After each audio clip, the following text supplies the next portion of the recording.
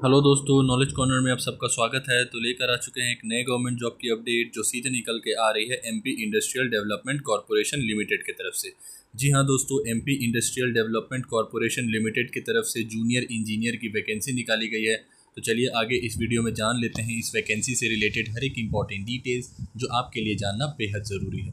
Video को शुरू से अंत तक देखिएगा दोस्तों, और अगर वीडियो पसंद आए तो वीडियो को लाइक और चैनल को सब्सक्राइब करना बिल्कुल मत भूलिएगा। तो चलिए शुरू करते हैं दोस्तों। अब वन बाय वन इसकी एडवर्टीजमेंट डिटेल्स में सारी हम लोग इन्फॉर्मेशन जान लेते हैं। तो यहाँ पर आप देख सकते हैं सबसे पहले ही इसका इन्फॉर्मेशन दिया गया है पे स्केल का। तो यहाँ पर देख सकते हैं पे मैट्रिक्स लेवल 9 के हिसाब से आपको इसकी पेमेंट मिलेगी, जो 7th पे कमीशन इस पे लागू रहेगा।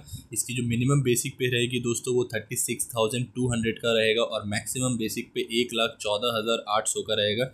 ये बेसिक पे है दोस्तों, इसमें एक्स्ट्रा अलाउंसेस ऐड किए जाएंगे। बात कर लेते हैं अब टोटल नंबर ऑफ पोस्ट की। तो यहाँ पर आप देख सकते हैं टोटल 16 यहाँ पर वैकेंसी दी गई है, जिसमें अनरिजर्व वालों के लिए यहाँ पर देख सकते हैं 3 है, और यहाँ पर जिसमें 2 है ओपन और 1 है horizontal reservation for women. ST में देख सकते हैं टोटल 3 सीट है, जिसमें 2 है ओपन और 1 है horizontal reservation for women. SC में भी देख सकते हैं दोस्तों 3 है, और इसमें 2+1 के हिसाब से इसमें भी किया गया है। और ओबीसी में देख सकते हैं दोस्तों टोटल 5 सीट है, जिसमें 3 ओपन और 2 है horizontal reservation for women. EWS के लिए टोटल 2 सीट, जिसमें 1 सीट ओपन और 1 seat horizontal reservation for women. और फर्दर डिटेल्स की बात कर लो दोस्तों, तो यहाँ पर आप देख सकते हैं note seat conversion will be applicable in allotment process for contractual appointee of MPIDC and ex-servicemen horizontal. That is, if vacancy is remain vacant in any said category, then it will be added to open vacancy of respective category only. Basic information की बात कर ले दोस्तों, तो यहाँ पर आप देख सकते हैं post of junior engineer open to MP domicile and non MP domicile, यानी बाहर वाले स्टेट भी इस फॉर्म को अप्लाई कर सकते हैं। Age relaxation shall be given. यहाँ पर number of post under unreserve and vertical horizontal reservation में change under any legitimate circumstances. All the categories of non-domicile candidates shall be treated as unreserved category candidate. Age relaxation shall be given to the candidate as per their category of reservation belonging to MP domicile only. अब दोस्तों जान लेते हैं इसकी eligibility criteria के बारे में। तो यहाँ पर आप देख सकते हैं रिक्वायर्ड क्वालिफिकेशन डिस्क्रिप्शन में दिया गया है name of post junior engineer. Minimum qualification की बात कर ले तो BE BTech in civil engineering और diploma in civil engineering. Age limit की अगर बात कर ले दोस्तों, तो यहाँ पर आप देख सकते हैं सबसे पहले इसका जो एज कैलकुलेट किया जाएगा वो 1 जनवरी 2025 के अकॉर्डिंग किया जाएगा, जिसमें मिनिमम एज सभी कैटेगरी के लिए 21 years, maximum age who are not eligible for age relaxation 30 years, यानी अनरिजर्व वालों के लिए 30 years. Maximum age for those who are eligible for age relaxation under vertical and horizontal reservation policy of state and for serving employ of state और its corporation board और similar entities as a regular employee, यहाँ पर देख सकते हैं 35 years. Candidate belonging to SC ST, यहाँ पर देख सकते हैं OBC non creamy layer category and women candidate having MP domicile shall get relaxation in upper age limit to an extent of 5 years. Maximum age limit for contractual employ of MPIDC to apply shall be 55 years. यहाँ पर age limit को लेकर कुछ और भी points दिए गए हैं, जैसे कि आप देख सकते हैं maximum age limit for contractual employ of MPIDC to apply shall be 55 years. OBC की जो क्रीमी लेयर होती है दोस्तों, उसको अनरिजर्व कैटेगरी के हिसाब से ही यहाँ पर कंसीडर किया जाएगा। Age relaxation shall be given to the candidate as per their category of reservation only belonging to MP domicile, यानी अदर स्टेट के कैंडिडेट्स को अनरिजर्व ही ये लोग ट्रीट करेंगे।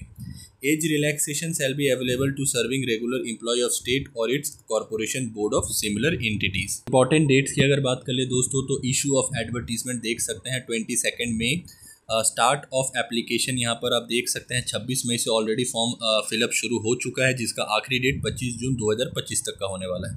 एडिट एप्लीकेशन लाइव 31 मई से लेकर 30 जून 2025 तक। Commencement of online downloading of admit card to be later. बाकी सारी इसमें यहाँ पर देख सकते हैं कोई भी चीज़ अभी तक मेंशन नहीं किया गया है, जिसमें आपकी ऑनलाइन एग्जामिनेशन हो गई, यहाँ पर अपलोडिंग ऑफ आंसर की हो गया, ऑब्जेक्शन कॉलिंग लाइव हो गया, ये सारी अभी तक नोटिफाई नहीं की गई है। इसमें बात कर लेते हैं इसकी सिलेक्शन प्रोसेस के बारे में, जहाँ पर मैं आपको इसकी सिलेक्शन प्रोसेस के साथ साथ आपको इसकी एग्ज़ाम पैटर्न और साथ ही इसकी सिलेबस भी बताऊँगा। तो चलिए सबसे पहला पॉइंट जान लेते हैं। Online academic assessment test shall be conducted by MP online at various test center of Bhopal, Gwalior, Jabalpur, Indore, Ujjain and Satna. यानी सबसे पहले इसका ऑनलाइन एग्ज़ाम कंडक्ट करवाया जाएगा। आपको एग्ज़ाम सेंटर भी दे दिया गया है, यहाँ पर देख सकते हैं।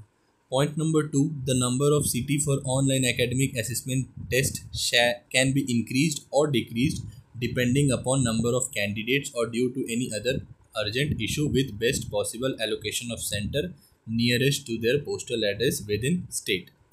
नंबर 3 देख सकते हैं, category wise merit list for the selection purpose shall be prepared by MP online on the basis of online test score. यानी कैटेगरी वाइज आपकी मेरिट लिस्ट निकलेगी। नंबर 4 देख सकते हैं, in case candidates having same score in examination then shall prefer date of birth of candidates, elder candidate shall get upper rank.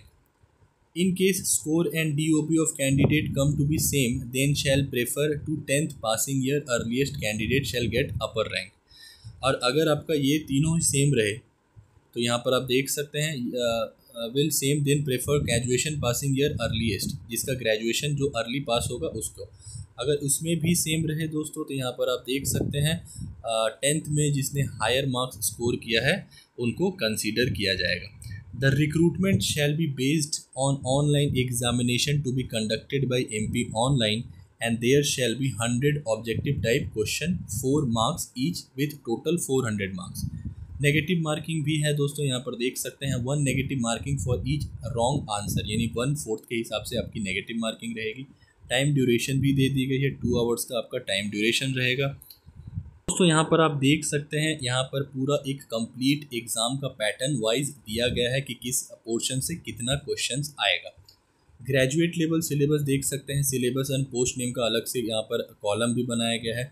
Section 1 देख सकते हैं दोस्तों, जिसमें 75 क्वेश्चंस रहने वाले हैं। सेक्शन 2 में 8 क्वेश्चन, सेक्शन 3 में 5 क्वेश्चन, सेक्शन 4 में 5 क्वेश्चन एंड सेक्शन 5 में भी 5 क्वेश्चन। सेक्शन 1 की बात कर ले तो टेक्निकल, यहाँ पर देख सकते हैं surveying, applied mechanics and bending moments in beam foundation design, construction, general masonry structure design and construction, reinforce cement, concrete and reinforce brick work, building material, water supply, drainage and sewerage, house disposal work, roads and highways, cement, concrete roads, bridge and culverts, estimating and quantities. यहाँ पर देख सकते हैं पूरा details दिया गया है, जिसमें 75 क्वेश्चन आपसे पूछे जाएंगे सेक्शन 1 में, जो कि आपका एलिजिबिलिटी क्राइटेरिया जो है BE या फिर आपका BTech इन सिविल इंजीनियरिंग, वो उसी बेसिस पे आपका वो रहने वाला है।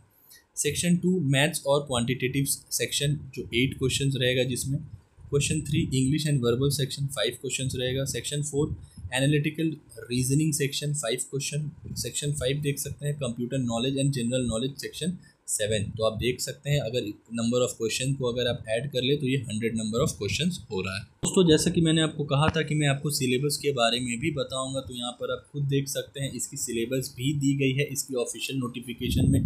पर दोस्तों मैं हर एक चीज़ आपको नहीं बता सकता, क्योंकि आप देख ही सकते हैं इसमें कितना लंबा डिटेल्स दिया गया है, खास करके सेक्शन 1 में, जिसमें 75 क्वेश्चन रहने वाला है। आप खुद देख सकते हैं दोस्तों, अगर मैं सर्वेइंग का आपको एक एक चीज़ बताने लगा तो ये वीडियो काफ़ी लंबी हो जाएगी और ना आप देखना पसंद करेंगे और ना मैं आपको उतना ज़्यादा समझा पाऊँगा। तो इस बेटर रहेगा दोस्तों, आप डिस्क्रिप्शन में मैं इसका लिंक प्रोवाइड कर दूँगा, वहाँ से जाके आप खुद गो थ्रू कर लीजिएगा।